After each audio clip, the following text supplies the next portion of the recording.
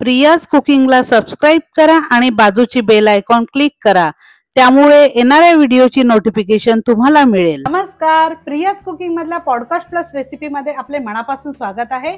आपण नवीन नवीन विषय घेऊन नेहमीच भेटत असतो। आजचा विषय आहे गणेश चतुर्थीच्या निमित्ताने घेऊन आलो आहोत विदर्भ स्पेशल तळणीचे मोदक। तळणीच्या मोदकाची पारंपरिक रेसिपी, कुरकुरीत कवच आणि गोडसर गुळ खोबऱ्याचं सारण बाप्पाच्या नैवेद्याला शोभेल असे। आज आपल्याकडे गेस्ट आलेले आहेत अश्विनी अंतरकर। ते आपल्याला पॉडकास्ट देतीलच, म्हणजे तळणीचे मोदक विदर्भात स्पेशली काय केले जातात आणि त्याची व्यवस्थित कृती सुद्धा दाखवणार आहेत तळणीच्या मोदकांची। व्हिडिओला सुरू करण्यापूर्वी व्हिडिओला लाईक करा आणि व्हिडिओ शेवटपर्यंत बघा। चला तर त्यांचं स्वागत करूया। हॅलो अश्विनी। हॅलो प्रियंका। आज आपण गणेश चतुर्थीच्या निमित्ताने एकत्र आलो आहोत। तर बाप्पांना प्रसाद म्हणजे मोदक। तर मोदक म्हणजे कोकणात जसे उकडीचे मोदक करतात तसेच विदर्भात तळणीचे मोदक करतात आणि तू मूळची विदर्भातली आहे। तर विदर्भात नेमके तळणीचे मोदक का करतात आणि तळणीचे मोदक म्हणजे नेमकं काय? तळणीचे मोदक म्हणजे हे गव्हापासून बनवलेले असतात, गव्हाच्या पिठापासून। विदर्भामध्ये गव्हाचं उत्पन्न भरपूर आहे, त्याच्यामुळे गव्हाचं पीठ किंवा मैदा किंवा रवा याचा वापर भरपूर आहे स्वयंपाकात। तर हे तळणीचे जे मोदक आहेत तर ते गव्हाच्या पिठापासून बनतात आणि त्याचं सारण सुद्धा सुखच असतं सगळं काही, म्हणजे खूप चविष्ट लागतात।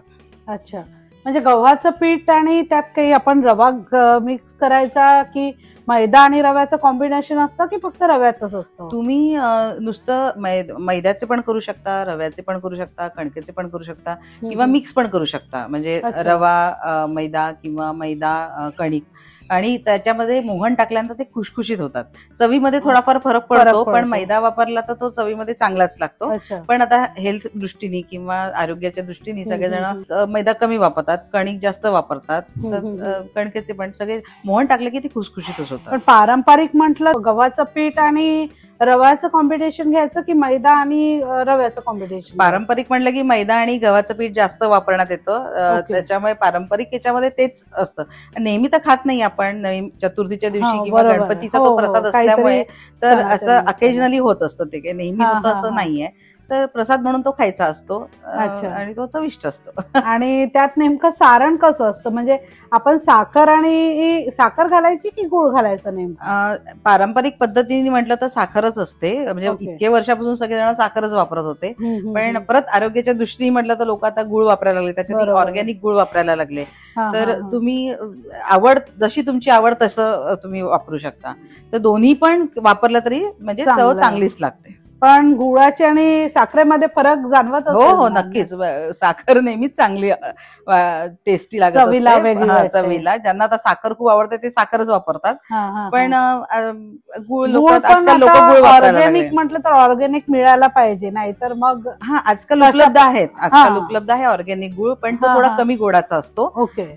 त्याच्यामुळे जे साखरेची जी चव आहे ती याच्यामध्ये जरा कमी येते, पण छान लागतं। मोदकांमध्ये असं ओलं खोबऱ्याचं सारण असतं, तर यामध्ये कुठलं, म्हणजे ओलं खोबरं वापरतात की सुकं खोबऱ्याचं? नाही, सुकं खोबरं वापरतात, कारण नागपूर किंवा विदर्भ हे सगळं तिथे काही समुद्र नाहीये, ते सगळं तो प्लॅटू एरिया आहे, सपाट एरिया आहे, तर तिथे सगळं गव्हाचं उत्पादन जास्त असतं, तेव्हा तिथे सगळं कोरडच वापरलं जातं। सुकं खोबरं वापरतात त्याच्यामध्ये, तर ओलं नारळ हे वापरण्याचं म्हणजे तिथे उपलब्धच नसल्यामुळे ते वापरतच नाही, तर सुकं खोबरंच वापरतात। साखरेचं कॉम्बिनेशन सुकं खोबरं, गुळाचं कॉम्बिनेशन म्हणजे ओलं खोबरं, नाही सुकं खोबरं, सुकं खोबरं गुळासोबत सुकं खोबरं वापरतात आणि साखरेसोबत सुकं खोबरं। म्हणजे कधीतरी मिळालं तर ओलं खोबऱ्याचा वापर असतो। म्हणजे तुम्ही पण एवढंच आहे की तुम्ही ओलं खोबरं वापरलं ना की तुम्हाला ते 2 दिवसात संपायला पाहिजे, ते जास्त दिवस टिकत नाही। पण सुकं खोबरं वापरलं तर तुम्ही 5-6 दिवस ते वापरू शकता, कारण ते पूर्ण कोरडं असतं, वातावरणही तिथलं कोरडं आहे आणि पदार्थामध्ये सगळे जे आहेत पदार्थ सुद्धा हा, म्हणजे मोदकामध्ये ते सगळं कोरडच असल्यामुळे ते जास्त दिवस टिकतं. जास्त दिवस टिकतं, म्हणजे 3 ते 4 दिवस. किंवा हो, आपल्याला आता चला आपण म्हणजे गणपतीच्या सुट्ट्या आहेत तर आपण कुठेतरी बाहेर जातो, आपण प्रसाद म्हणून घेऊन गेलो हो. तरी प्रवासात ते 3-4 दिवस हो, हो. पण आरामात अगदी टिकू अगदी शकतो. अगदी आणि सर्वांना आवडतात, मुलांना आवडतात, हा, लहानांपासून मोठ्यांपर्यंत सगळ्यांना ते आवडतात. कारण पूर्वजांपासून किंवा पारंपरिक म्हटलं तर ते हो, हो. तळणीचा पदार्थ जसा आपला नरम होतो तसा हा होणार नाही होतो की नाही नाही? नाही नाही होत, कारण आपण त्याच्यामध्ये अच्छा. मोहन टाकतो. ओके, ते मोहन टाकल्यामुळे तो असा नरम वगैरे तर होतच नाही, खुशखुशीत होतो तो छान. खुसखुशीत हा. होतो. ओके. पण आता आपले प्रेक्षक काही आरोग्य दृष्टिकोनातून पण बघतात, तर आपल्याला नेमकं म्हणजे आपण त्यांना तळलेला पदार्थ नको, तर मग त्याच्यासाठी काही ऑप्शन आहे का? हो हो, तुम्ही मग एअर फ्राय मध्ये करू शकता. अच्छा. एअर फ्राय मध्ये तुम्ही मोदक ठेवून त्याला ब्रशनी तेल लावून एक अच्छा. 25-30 मिनिटं त्याला तुम्ही स्टीम केलं तर ते बरोबर त्याच्यात फ्राय होतात. फ्राय होतात. पण थोडा तर फरक पडतो प्रश्न चवीमध्ये, येतो, कारण हो. जे तळलेलं असतं ते हा, हा. अति स्वादिष्ट लागतं. हा, पण हा. ठीक आहे, आता कुठेतरी कॉम्प्रोमाइज Compromise, करायला लागेल, तर बरोबर. मग हो, एअर हो. फ्रायचं पण तुम्ही हेल्दी व्हर्जन म्हणून खाऊ शकता. हेल्दी व्हर्जन म्हणून. नक्कीच. आज आपण आता तळणीचे मोदक नेमके कसे करायचे ते बघूयात. हो हो, नक्की. हा, चल, चालेल. गणेश चतुर्थीच्या निमित्ताने आज आपण विदर्भ स्पेशल तळणीचे मोदक याची रेसिपी बघणार आहोत. तळणीच्या मोदकांचं साहित्य: अर्धी वाटी रवा, अर्धी वाटी कणिक, अर्धी वाटी साखर, सुकं खोबऱ्याची ही पावडर. आपण पिठी साखर घेतली आहे का हो, अश्विनी? ही पिठी साखर आहे. अच्छा. दूध, विलायची पावडर, केशर आणि मीठ. आता आपण एक बाउल घेऊया आणि तळणीच्या मोदकाचं जे बाहेरचं कव्हर असतं त्याचं पीठ आता मळून घेऊया. ठीक आहे. अर्धी वाटी रवा, अर्धी वाटी कणिक, चिमूटभर विलायची, चिमूटभर मीठ, आणि आता हे हळूहळू दुधामध्ये आपल्याला हे मिक्स करून घ्यायचंय. त्याच्यात आपण पाण्याचा सुद्धा वापर करू शकतो का? पाण्याचा न करता दुधाचा केला तर जास्त बरं आहे, कारण पीठ मऊसर मळून येतं समजा आपण दुधात भिजवलं तर. पण दुधाने भिजवलं तर हे मोदक टिकतात का? हो हो, छान टिकतात. अच्छा. कारण आपण याच्यात मोहन टाकणार आहे ना, तर त्याच्यामुळे मोहन टाकलं तर हे आता आपण हे थोडंसं भिजवलंय त्याच्यामध्ये आपण मोहन टाकणार आहोत. आपण एका छोट्या कढईमध्ये तेल कडक तापून घेणार आहोत. या तुपाचा सुद्धा वापर करू शकतो का आपण नाही घालताना? नाही, तूप केलं तर तुपाचा एक वास येतो, तर त्याच्यामुळे तुपापेक्षा आपण तेलाचा वापर केला तर केव्हाही चांगलं. आणि मोहन हे तेलाचंच असतं, म्हणजे तुपापेक्षा तेलाचंच करायचं, नाही तर तो तुपाचा एक खूप असं थोडासा वास येतो तो बऱ्याच जणांना, म्हणून आपण तेलाचाच वापर करणार. चालेल. ठीक झालंय, तेल आता कडकडलंय.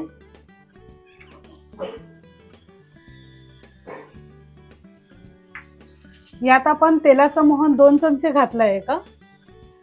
हो, 2 चमचे. तुम्ही किती घेता हे माप, अर्धी वाटी, 1 वाटी, त्याप्रमाणे तुम्ही मोहन ठरवा, पण 2 ते 3 चमचे मोहन असायला हवं. सारण आपल्याला असं खूप पातळ करायचं नाहीये, आणि हे सारण जरा करून थोडा वेळ तुम्हाला एक 10 मिनिटं ठेवायला लागतं, म्हणजे ते चांगलं मुरतं. रेस्ट करायला ठेवायचं असतं, कारण त्यात रवा असतो तर दूध ऑब्झर्व करून घेणार ते. हो. खूप सैलसर नाही झालंय ना आपलं? नाही, याला एक 10 मिनिटं भिजवून ठेवायचं, आणि मग ते छान मुरतं आणि मग तो त्याचा गोळा अतिशय छान होतो. आता याच्या आपल्याकडे जास्त दूध नको टाकायला. आता आपण तळणीच्या मोदकातलं मधलं सारण आहे ते पण तयार करून घेऊया. मी गॅस ऑन करते. याच्यामध्ये मी आधी सुकं खोबरं अगदी हलकंसं भाजून घेणार आहे. सुकं खोबऱ्याचा किस किंवा डेसिकेटेड कोकोनट सुद्धा युज करू शकतो? हो हो, दोन्ही पण युज करू शकता तुम्ही. आणि हलकंसं भाजून घ्यायचं, म्हणजे थोडासा जो तेलाचा याच्यामध्ये काही अंश असेल तर तो थोडासा ड्राय घ्यायला, तर म्हणजे मोदक जास्त दिवस टिकतात. त्यामुळे त्याला थोडंसं हलकं आणि चवीला पण छान लागतं. याच्यामध्ये मी आता साखर टाकते, पिठी साखर. पिठी साखर टाकते. आणि पूर्ण पण साखर घालू शकतो का आपण पिठी साखर न करता? नाही, मग ती हे नाही होणार, ती तोंडात येईल खाताना. पिठी साखर म्हणजे मग असं विरघळल्यासारखं सारण होतं छानपैकी. अच्छा. साखर टाकली तर मग ती तोंडात येणार खाताना. याच्यामध्ये मी विलायची पावडर टाकते आणि केशर. अच्छा, सारणामध्येच आपल्याला केशर घालून हा. घ्यायचं आहे का? हो. आपल्या पारंपरिक पद्धतीमध्ये केशरचा वापर सांगितला गेलाच आहे. अच्छा. केशर एक तर खाणं उत्तम आहे, त्याच्यानी बुद्धिमत्ता तीव्र होते आणि आपल्या स्किनचा रंग पण खूप छान होतो केशर खाल्ल्याने. त्यामुळे आपल्या पारंपरिक पद्धतीमध्ये केशरचा वापर हा असतोच आहे. म्हणजे मी गॅस बंद केलाय. हे आपलं सारण तयार झालंय. आता आपण मोदक करायला घेऊया. आता पीठ 15-20 मिनिटं आपण ठेवले होतं, तर पीठ छान मळलंय आता आणि मुरलंय छान. त्याच्यामुळे आता त्याच्या गोळे छान बनतील. त्याचे समप्रमाणात आपल्याला गोळे तयार करून समप्रमाणात आपल्याला गोळे तयार करून घ्यायचे. हे तू हातानेच बनवून दाखवणार आहे की साच्याचा सुद्धा वापर नाही नाही, मी आता हे हात तुम्ही ज्यांना तर जमत नाही ते साचे वापरू शकतात, पण आता आपण हाताने करू शकतो. सोपं आहे, 1-2दा केलं तरी जमतं. ते अवघड काही नाहीये. छोट्या छोट्या त्याच्या लाट्या लाटून घ्यायच्या आपण. याला अतिरिक्त पीठ लावायची गरज नाहीये का? चिटकत असेल तर तुम्ही पीठ वापरू शकता, म्हणजे गव्हाचं पीठ वापरू शकता. अच्छा. नाही, पण आपण हे दुधात भिजवली आहे ना कणिक, त्याच्यामुळे चिटकत नाहीये ते. सारण भरते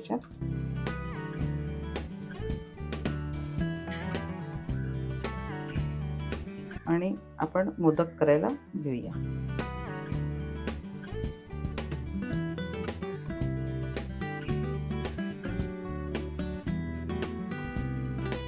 अशा बाजूच्या सगळ्या अशा किनार त्याच्या अशा दाबून घेऊया आपण.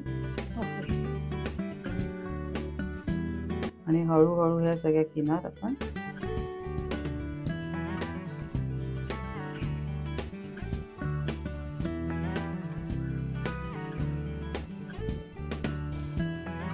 आणि मी आता तेल तापलेलं आहे, हळूच तेलात सोडते.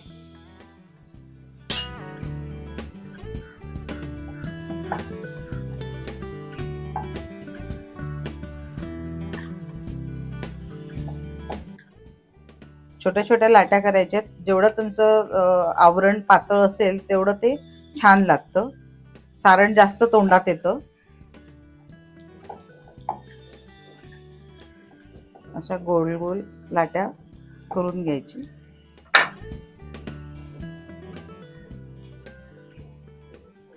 सारण भरते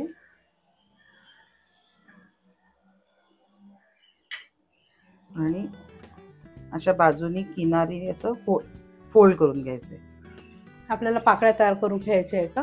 पाकळ्या तयार करून घ्यायच्या तशा या पद्धतीने. अशा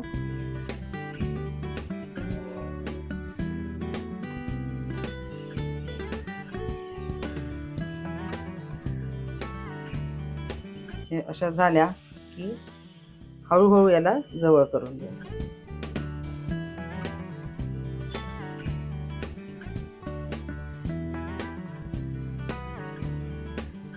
अशा पद्धतीने हा मोदक तयार झाला.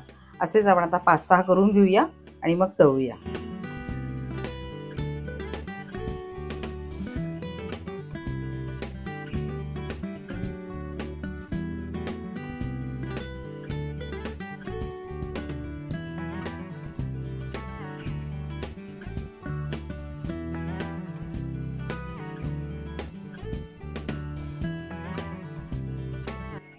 अशा पद्धतीने मी सर्व मोदक बनवून घेतलेत. आता मी सर्व तळून घेते.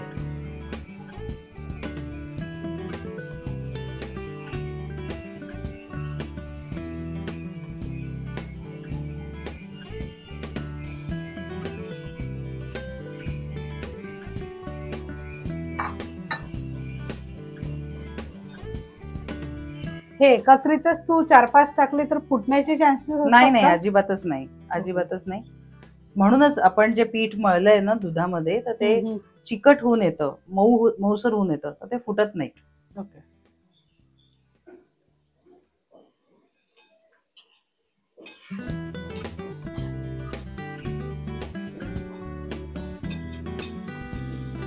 कमी फ्लेम वरतीच मी हे करते, म्हणजे आतून ते छान तळून येतील.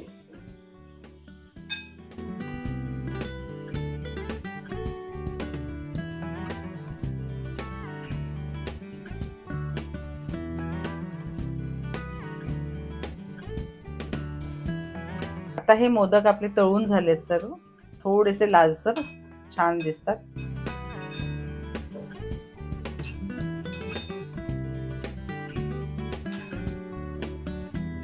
टिश्यू पेपर वरती काढून घेतले म्हणजे जेणेकरून सगळं जे काही तेल असेल ते सोक करून घेईल. आपले तळणीचे मोदक रेडी आहे अश्विनी. प्लेटिंग करून घेऊयात. हो हो आणि नक्कीच. बाप्पांना नैवेद्य सुद्धा आपल्याला दाखवायचा हो आहे. हो हो.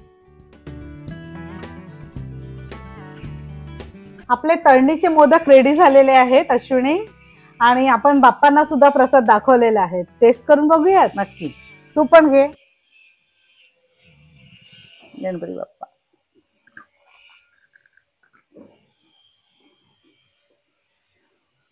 बाहेरचं आवरण खरंच खुसखुशीत झालं आहे आणि आतलं सारण पण चवीला खूप छान झालेलं आहे. खूप छान असा हा तळणीचा मोदक झालेला आहे आपला. पण मी तू केलेला तळणीचा मोदक तर टेस्ट केलेला, पण तुझा अनुभव नेमका कसा होता? छान, खूपच छान. तुला मोदक हे आवडलेत मी केलेले, मला खूप खरंच आनंद खुसखुशीत झाला. झालंय खरं तर. खूप छान वाटलं मला. असेच एक तुझ्याबद्दल मला बोलायचं होतं प्रियंका, की तू माझी मैत्रीण आहेस, पण तुझे 2 छोटे मुलं आहेत. एवढ्या मुलांना सांभाळून, संसार सांभाळून तू यूट्यूबर आहेस, यूट्यूब चॅनल चालवतेस. तुझं कौतुक करावं थोडं कमी आहे आणि तुझा उत्साह पण बघून म्हणजे इन्स्पिरेशन आहे तुझा उत्साह बघणं. आणि मला लोकांना हेच सांगायचं आहे की प्रियंकाचे व्हिडिओज तुम्ही लाईक करा, सबस्क्राईब करा, जास्तीत जास्त शेअर करा, जेणेकरून लोकांपर्यंत तिचे व्हिडिओ पोहोचतील. हाईप करा आणि अशा पद्धतीने तुम्ही तिचे व्हिडिओ व्हायरल करा. तर मंडळी, हा होता विदर्भाचा खास तळणीचा मोदक. गणेश चतुर्थीच्या नैवेद्यासाठी हा मोदक नक्की ट्राय करून बघा आणि तुमचे अनुभव आम्हाला नक्की कळवा. पुढच्या पॉडकास्टमध्ये पुन्हा भेटू नव्या पारंपरिक रेसिपी सोबत. तोपर्यंत गणपती बाप्पा मोरया, मंगलमूर्ती मोरया. धन्यवाद.